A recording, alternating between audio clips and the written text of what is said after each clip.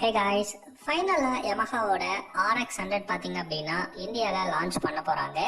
என்ன மாதிரியான கான்ஃபிகரேஷனில் RX100 என்ன ப்ரைஸில் லான்ச் பண்ண போகிறாங்க, என்ன மாதிரியான டிசைன் பேட்டர்னில் RX100 திரும்பவும் இந்தியாவில் ரீலான்ச்சிங் பண்ண போகிறாங்க அப்படிங்கிறத இந்த வீடியோவில் கொஞ்சம் டீட்டெயிலாக நம்ம பார்க்கலாம்.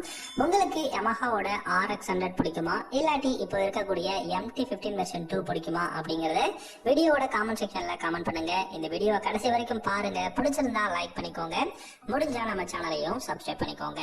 யமஹா பொறுத்த வரைக்கும் பாத்தீங்கன்னா RX100 அப்படிங்கிற இந்த ஒரு ரொம்பவே பெஸ்டான ஒரு பைக் பாத்தீங்க அப்படின்னா 2 ஸ்ட்ரோக் இன்ஜின்ல பெஸ்டான ஒரு லெஜெண்ட் பைக்கா இருந்தது. அந்த பைக் ரொம்ப காலமா இருந்து அதுக்கப்புறம் இந்தியால இருந்து டிஸ்கண்டினியூ பண்ணிட்டாங்க. இப்போ 2024ல திரும்பவும் ரீலான்ச்சிங் பண்ண போறோம் அப்படிங்கறத யமஹா அனௌன்ஸ் பண்ணிருக்காங்க.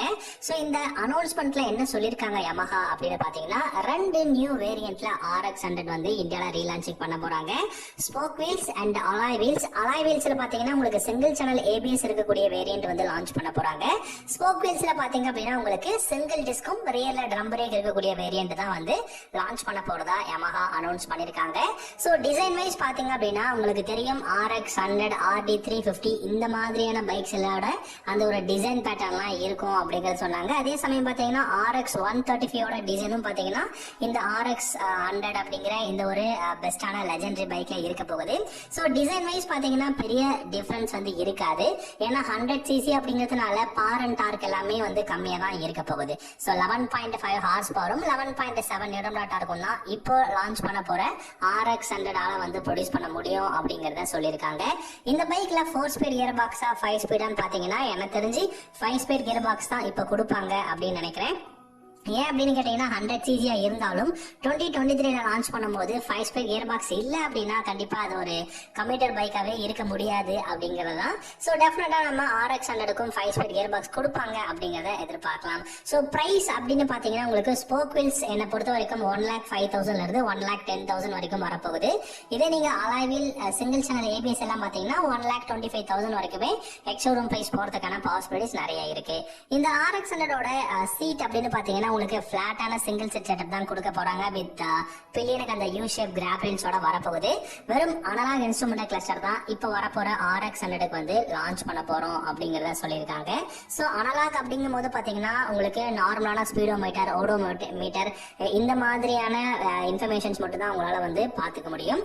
பில்டு குவாலிட்டி அப்படின்னு பாத்தீங்கன்னா இப்ப இருக்கக்கூடிய யமஹாவோட பில்டு குவாலிட்டி ஓரளவுக்கு சுமாரா இருக்கும் அப்படிங்கறத எதிர்பார்க்கலாம். இன்னொரு முக்கியமான விஷயம் என்ன அப்படின்னு கேட்டீங்கன்னா இந்த RX100 பொறுத்த வரைக்கும் உங்களுக்கு இனிஷியல் பிக்கப் டாப் இன் பர்ஃபார்மன்ஸ் நம்ம வந்து பெருசா எதிர்பார்க்க முடியாது. இந்த பைக் பாத்தீங்கன்னா ஒரு கம்யூட்டர் பைக்கா தான் இந்தியால வந்து லான்ச் பண்ண போறாங்க. ஆல்ரெடி 2 ஸ்ட்ரோக் இன்ஜின் இருந்த RX100 மாதிரி இனிஷியல் பிக்கப் ஒரு நல்ல ஆக்சலரேஷன் ஸ்பீடோ வந்து பாத்தீங்கன்னா இந்த RX100ல இருக்கிறதுக்கான பாசிபிலிட்டிஸ் ரொம்பவே கம்மி.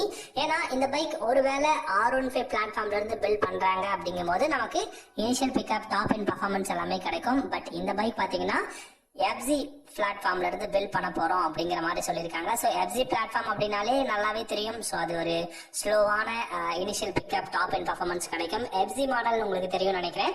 ஸோ அந்த பைக்ல இருந்த இன்ஜின் இதுல 100cc கொடுக்க போறாங்க.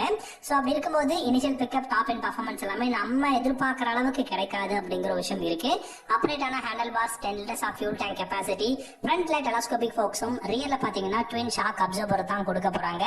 நல்ல ஒரு பில்டு குவாலிட்டி இருக்க போகுது. ஏன்னா ரொம்ப வருஷமா RX100 வேணும் இந்தியால அப்படின்னு எதிர்பார்த்ததுக்கு அபிஷியலா யமஹா அனௌன்ஸ் பண்ணிருக்காங்க. அப்கமிங் 2024ல RX100 அப்படிங்கிற ஒரு பைக் பாத்தீங்கன்னா கம்யூட்டர் பைக்கா 100cc லான்ச் பண்ண போறோம் அப்படிங்கிறது. அது போக பாத்தீங்கன்னா RX அப்படிங்கிற நேம்ல 350cc நமக்கு நியோ ரெட்ரோ ரோட்ஸ்டர் இல்லாட்டி ஒரு க்ரூசர் பைக்குமே இந்தியால லான்ச் பண்றதுக்கு பாசிபிலிட்டிஸ் இருக்கு. சோ இப்படி 350cc லான்ச் பண்ணாங்கனாலும் நமக்கு 2,25,000 வந்து பாத்தீங்கன்னா பிரைசஸ் வந்து வரதுக்கும் சான்சஸ் இருக்கு. டெஃபினட்டா RX100 2024ஓட மிட்ல இல்லாட்டி வந்து பாத்தீங்கன்னா எண்ட்ல கூட லான்ச் பண்ண போறாங்க. RX100 அப்படின்னு பார்க்கும்போது definitely initial pickup top and performance அந்த பைக்கோட லுக் தான் நமக்கு வந்து தெரியும். சோ பழைய மாடல் மாதிரி இல்ல அப்படின்னாலும் ஓரளவுக்கு பெஸ்டான ஒரு RX100 திரும்பவும் யமஹா கிட்ட இருந்து நம்ம இந்தியால வந்து எதிர்பார்க்கலாம். நல்ல பிரைசிங் தான் கொடுத்திருக்காங்க அப்படின்னு நினைக்கிறேன். 100cc இருந்தாலுமே உங்களுக்கு பிரைஸ் அதிகமா இருக்குதான். பட் இருந்தாலும் நம்ம